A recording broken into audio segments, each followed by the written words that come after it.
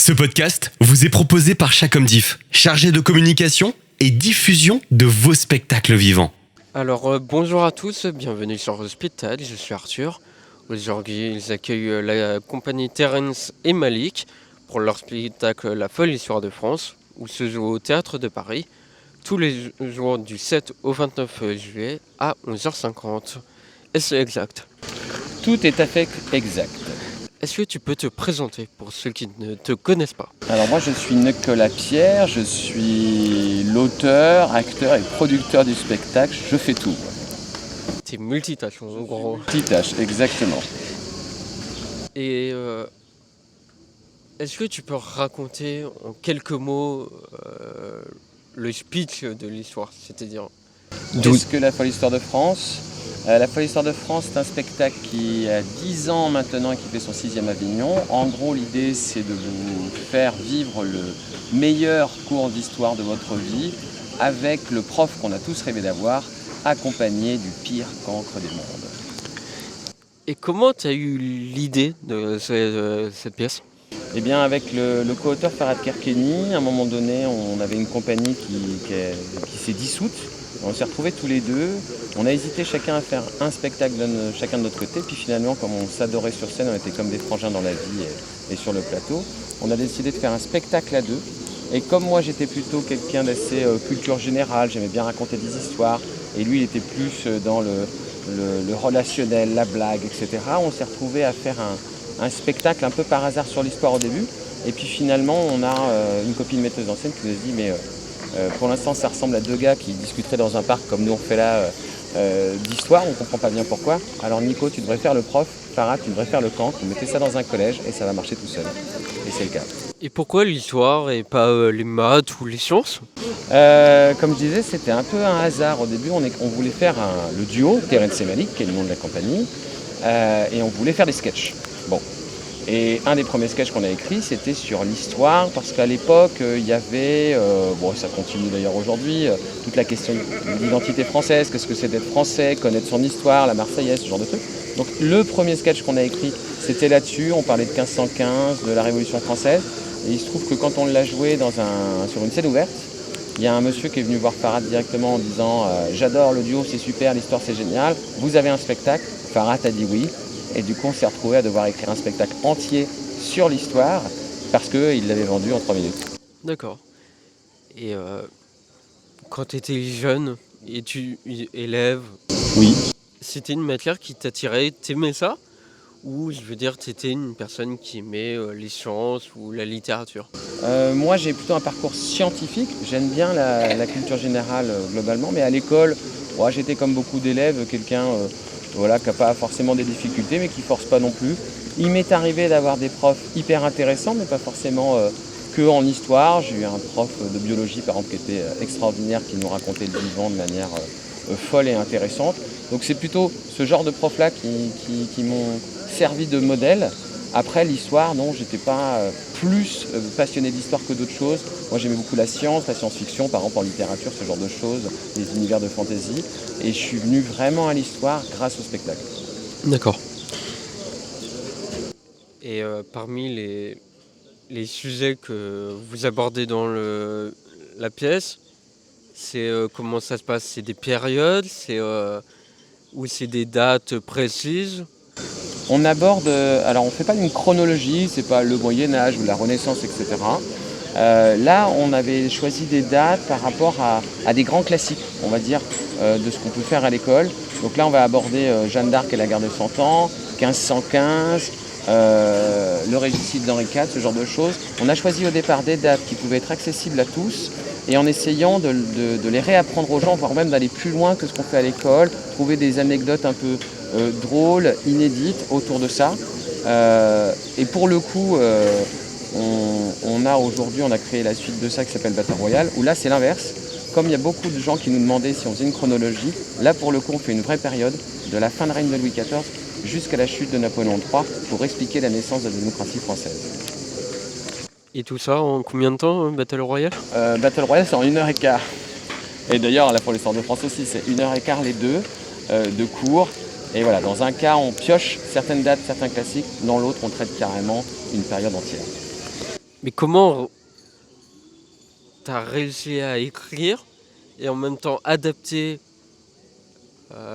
ton texte de façon assez claire, je veux dire, en 1 heure et demie. Parce que moi, je vois ça, je veux dire, Ah bah c'est sûr que dans Battle Royale par exemple donc ça va de 1715 à 1870 et il s'est passé énormément de choses. C'est pour montrer effectivement que même nous, la France, on a mis près d'un siècle à installer des choses.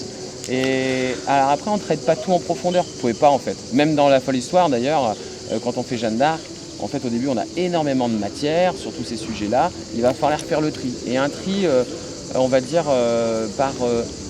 entre deux axes, c'est-à-dire d'abord qu'est-ce que les gens sont capables de retenir. Il y a des détails qui peuvent paraître intéressants, mais en fait vous vous rendez compte que les gens ne retiennent jamais ça. C'est trop anecdotique. Il faut des choses fortes qui vont les marquer, soit parce que c'est essentiel à savoir, soit parce qu'au contraire personne ne le savait, on le dit trop rarement, alors que pour le coup ça a un vrai impact. Donc il y a cette chose-là, et puis la deuxième, c'est d'essayer de trouver à l'intérieur de chaque fait historique le petit truc un peu rigolo, le petit truc un peu, je sais pas, étrange, décalé, que nous, on va broder autour pour rendre la situation cocasse. ouais, et en même temps attirer un nouveau public. Oui, là, l'idée, je vais dire, le fondement de la compagnie, c'est vraiment de proposer des spectacles qui ne soient pas que drôles, pas que de la comédie. Il y a quand même une volonté de pédagogie. Donc là, on a 2 spectacles sur l'histoire où c'est vraiment, c'est assez courant de dire ça, mais la meilleure façon d'apprendre, c'est d'apprendre en s'amusant. Et l'idée, c'est ça. Donc on essaye de trouver ce mélange-là et d'être sur un vrai spectacle familial. C'est-à-dire parfois, c'est trop enfantin ou c'est trop adulte. Là, pour le coup, aussi, une des choses qui fait le succès des 2 spectacles, c'est ça, c'est que vous êtes en Avignon, les gens ils sont en famille, parfois ils ont un enfant de 7 ans, un de 12, un de 18, ils n'ont pas tous les mêmes envies. Et bien là, ils savent qu'ils peuvent y aller avec tous les âges, et eux adultes, et même les grands-parents, tout le monde va s'amuser parce qu'il y en a pour tous en fait à l'intérieur. C'est bien, t'as fait 2 pièces, je veux dire, une pièce et sa suite, mais en même temps qui est vraiment tout public, quoi. Je veux dire, c'est vraiment l'expression tout public veut tout dire pour ta pièce, en fait. Tout à fait, c'est la vraie définition, je pense, d'un tout public. Et d'ailleurs, au ressortir du spectacle, voilà, on a vraiment ce sentiment que les gens se disent ok, chouette, enfin quelque chose, on n'est pas vulgaire, c'est intéressant, les enfants retiennent ce qu'ils ont à retenir, les adultes d'autres choses. Donc ouais, on essaye vraiment de rester sur cet axe-là. Et à la fin du spectacle, tu offres un livre d'histoire ou pas du tout? Alors, on nous a souvent demandé si on ne ferait pas une série à la télé avec ça ou un bouquin. Bon, ça prend du temps. Tu vois que là, déjà à Avignon, c'est chaque année. Tu n'as pas fait une festival, que tu reprépares celui de l'année d'après. Parce que c'est une grosse machine. Nous, ça fait 6 ans qu'on fait Avignon, 10 ans qu'on existe. Et c'est vrai que plus ça marche, plus c'est du boulot. Voilà, mais du coup, au départ avec un spectacle, puis maintenant 2. L'équipe a grossi, on a 2 équipes. Il y a Samuel Debure et Rémi Goutalier là, qui sont avec nous. On alterne 2 équipes et moi je joue moi-même avec Brice Borg. Et puis évidemment, il y a aussi les personnes de l'ombre. Donc voilà, plus on avance, plus on est content parce que ça marche, mais plus il y a de boulot pour que ça marche. Je comprends. Mais en même temps, c'est génial de bosser dans ce cadre qui est Avignon. Je veux dire, Oui, bien sûr, on va pas se plaindre. Je pense qu'Avignon peut vite devenir un enfer justement si on l'a mal préparé ou qu'on a du mal à rencontrer son public. Il peut y avoir plein de facteurs différents, hein. C'est un endroit qui demande un investissement financier assez énorme, un investissement humain colossal sur un mois quand on y est et toute l'année ça se prépare comme je disais. Donc c'est vrai que nous, à ce niveau-là, on fait aussi partie de quelque part de privilégiés. Là, voilà, on a commencé le 7, on est le 9. Hier, on était plein dans la folle histoire. Aujourd'hui, on est déjà plein, on n'a pas commencé la journée. Battle Royale, qui est le nouvel opus, lui, se remplit tranquillement dans la 200 places. On avait déjà plus de la moitié qui était remplie hier. Donc, oui, carrément, nous, on est bien, on devrait passer un bon festival. Chaud, mais un bon festival. que ce soit au sens propre ou figuré, chaud, évidemment. Évidemment. Et qu'est-ce que tu dirais à un jeune qui a envie de participer au Festival d'Avignon, mais qui n'ose pas? Je veux dire, qui a envie de créer une pièce ou tout simplement jouer, en fait.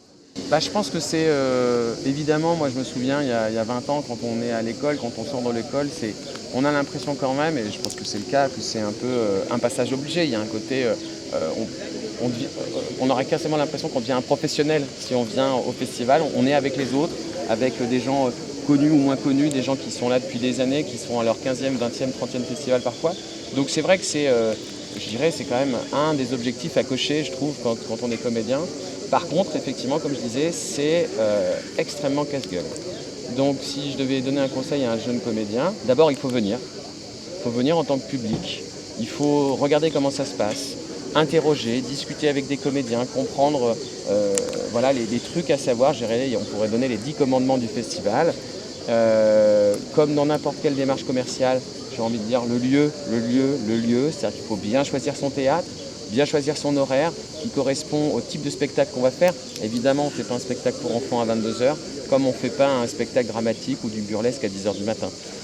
Voilà, pour donner des exemples caricaturaux, mais ça arrive. On voit des gens on voit bien qu'ils ne sont pas au bon horaire. Et en fait, voilà, comme c'est un investissement aussi financier, c'est difficile d'être nombreux. Il y a beaucoup de pièces, des fois ils sont 5, 10, 15 parfois. C'est, je dirais, encore plus casse-gueule parce que c'est malheureusement difficile à vendre et ça coûte évidemment en logement, en bouffe. Enfin, voilà, le festival, il y a une vraie économie qui est tendue là-dessus. Même quand vous avez une pièce qui marche, c'est parfois difficile de gagner des sous quand même. Et donc voilà, il faut absolument extrêmement bien préparer les choses et absolument interroger les gens qui l'ont déjà fait. Il y a une démarche d'AFC, l'association là, qui gère le festival, de compagnonnage qui a démarré cette année. Ça, je trouve ça très bien, puisque ça permet aux anciens d'expliquer aux nouveaux les pièges potentiels. Et est-ce qu'on peut dire que le Festival d'Avignon est une sorte de tremplin? Même si tu nous as dit que c'est entre guillemets c'est un tremplin, mais en même temps c'est un peu casual. Ouais, c'est un peu, ça peut l'être l'un ou l'autre. Je dirais si on le prépare mal, ça peut être carrément une énorme déception. Des fois, je pense que ça fait très mal de passer un mois entier avec 3 spectateurs dans la salle à devoir toute la journée tracter pour un résultat quasi nul. Ça arrive malheureusement parce qu'il y a énormément de spectacles. Donc c'est aussi une compétition. Hein. Moi, je trouve que c'est un immense espace de liberté culturelle. Il y a de tout, à tous les prix, dans toute forme de théâtre. Ça, c'est super. Néanmoins, ça a son défaut. Donc du coup, bon, c'est pas que désespérant. Bien sûr, nous, par exemple, à notre échelle, on est arrivé ici, on a mis 5 ans à le préparer quand même. Donc pour vous dire qu'on a bien réfléchi à ce qu'on faisait avant d'y aller, pour réunir les sous et réfléchir à comment faire. Et oui, ça a été un tremplin parce que c'est quand vous êtes personne, vous démarrez une petite compagnie, vous n'avez pas de réseau. Là, il y a quand même ici, si vous arrivez avec... il ne s'agit même pas d'avoir un bon spectacle. Hein. Il faut évidemment avoir un bon spectacle, mais arriver à le faire connaître, c'est énormément de travail. Il faut cravacher comme des dingues au début. Par contre, effectivement, vous voyez, nous, ça fait 6 ans qu'on vient, 6 ans que ça marche. Et c'est clairement le festival qui nous a fait changer de dimension, qui nous a donné des dates de tournée, qui nous a fait rencontrer des professionnels, qui a créé notre réseau, etc. etc. Donc ça existe, bien sûr. Et justement, parlons de tournée. Y a-t-il une tournée après le Festival d'Avignon? Bien sûr, on a déjà la saison 2023-2024 qui est presque pleine. On a, je sais plus, 130 dates à l'heure actuelle pour les deux. Hein, la Folle Histoire, évidemment, qui continue, et Battle Royale qui est venu s'ajouter à cela. Sachant que les week-ends ne sont pas extensibles, il n'y a que 52 semaines dans l'année.